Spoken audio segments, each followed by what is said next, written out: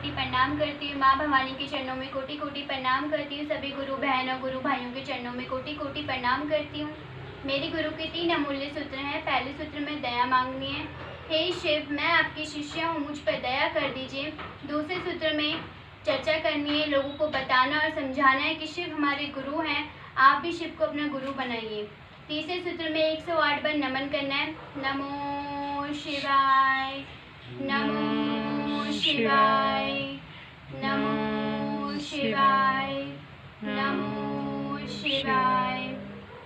अब पढ़ते हैं, जो कि हरिंद्र गुरु भाई ने पत्रिका लिखी है, वो पढ़ने चलते हैं।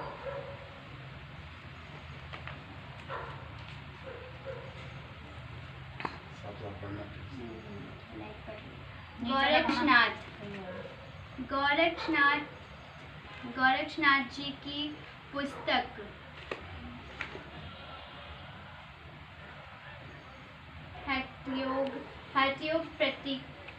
प्रदीपिका में लिखा है, नमः शिवाय गुरुवे नाद बिंदु कलात्मने। रोशनी पड़ रही है, नीचे रखना फिर। आदि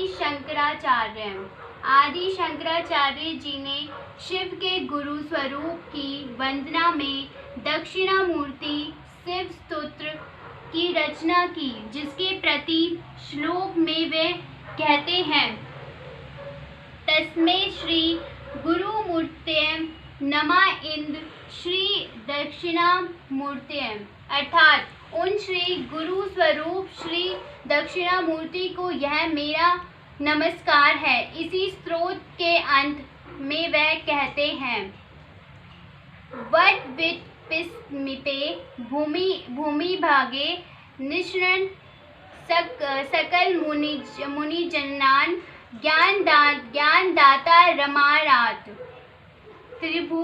त्रिभुवन गुरुमीश दक्षिणामूर्तित्वेव जनन मरण दु खच्चिदक्ष नमामि चित्रवट रोमरले वृद्धा शिष्या गुरुवा गुरुस्तु मौना व्याख्यान शिष्यस्तु छिन्संगश्याम तस्मै श्री गुरुमूर्तये नमः इन श्री दक्षिणामूर्तये, अर्थात जो वट वृक्ष के समीप भूमि पर बैठे हैं और पास बैठे सभी मुनिजन को ज्ञान प्रदान कर रहे हैं, जन्म मृत्यु के दुख का विनाश करते हैं, त्रिभुवन के गुरु और त्रिभुवन के ईश नियंत्रक हैं, उन भगवान दक्षिणामूर्ति को मैं नमस्कार करता हूँ। उस वट वृक्ष के नीचे बैठे सभी शिष्य वृद्ध हैं और गुरु युवा।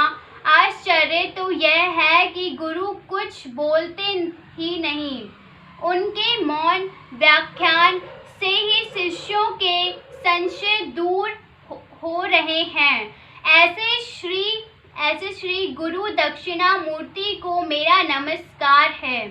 रावण, शिव भक्त रावण ने शिव तांडव स्तोत्र की रचना की, जिसमें लिखा है कि जो मनुष्य इस उत्तम स्तोत्र का नित्य पाठ स्मरण और वर्ण करता है, वह सदा शुद्ध रहता है और शीघ्र ही सुर गुरु श्री शंकर जी की अच्छी भक्ति प्राप्त कर लेता है तथा विरुद्ध गति को नहीं प्राप्त होता है।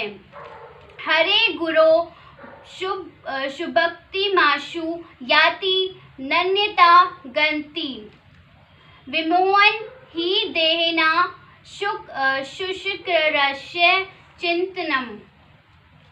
तिरुमूलर, दक्षिण भारत के महान संत तिरुमूलर कहते हैं जटाजूट और गंगा को धारण करने वाले ईश्वर गुरु रूप में प्रकट होकर हमारे दुखों का नाश करते हैं। ऐसा मेरे गुरु नंदीश्वर ने मुझसे कहा है।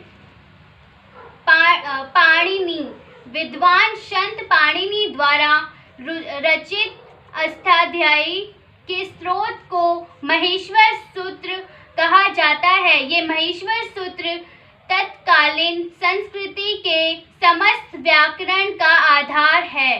पाणिनि कहते हैं ये महेश्वर सूत्र स्वयं महेश्वर अर्थात भगवान शिव से उन्हें प्राप्त हुए हैं। एक अन्य श्री शिव स्तुति जिसके स्तोत्र का तो मुझे पता नहीं चल पाया के अभ्यास में ही उन्हें गुरु कहा गया। वह पंक्ति आरंभ में ही उन्हें गुरु कहा गया। वह पंक्ति इस प्रकार है। वंदे देव मुपति सुर गुरु वंदे जगत कारणम, अर्थात पार्वतीपति भगवान शंकर को प्रणाम, देवताओं एवं समस्त जीवों के गुरु को प्रणाम। आइए बात करते हैं शिव के नटराज स्वरूप की। भारतीय संस्कृति की यह स्थापित मान्यता है कि नटराज शिव संगीत के सातों स्वरों और नृत्य की 108 भंगिमाओं की प्रतीकात्मक अभिव्यक्ति है। व्याकरणों की यह मान्यता है कि परिणी की 14 सूत्र महेश्वर सूत्र नटराज के डमरू निनाद से ही उत्पन्न हुए थे। भारतीय नाट्यशास्त्र शारदा तिलक और परमचसार जैसे ग्रंथों में इस तथ्य की पुष्टि की गई है। अर्थात शिव को ही समस्त ज्ञान का उद्भव स्रोत माना गया है। पुराणों और ग्रंथों में लिखा है कि शिव गुरु है, लेकिन जब तक ये बातें पुस्तकों में दबी पड़ी थी, निश्चित ही ये केवल सिद्धांत थे, क्योंकि इसे व्यवहार में नहीं लाया गया था। वरेण्य गुरु भ्राता ने इसे प्रतिपादित किया। मात्र उन्होंने ही हमें ये अभ्यास दिलाया कि शिव न केवल देवताओं के गुरु हैं, बल्कि संसार के हर एक व्यक्ति के गुरु हैं। आज विशाल जन समूह इसका अनुसरण कर रहा है। धन्यवाद।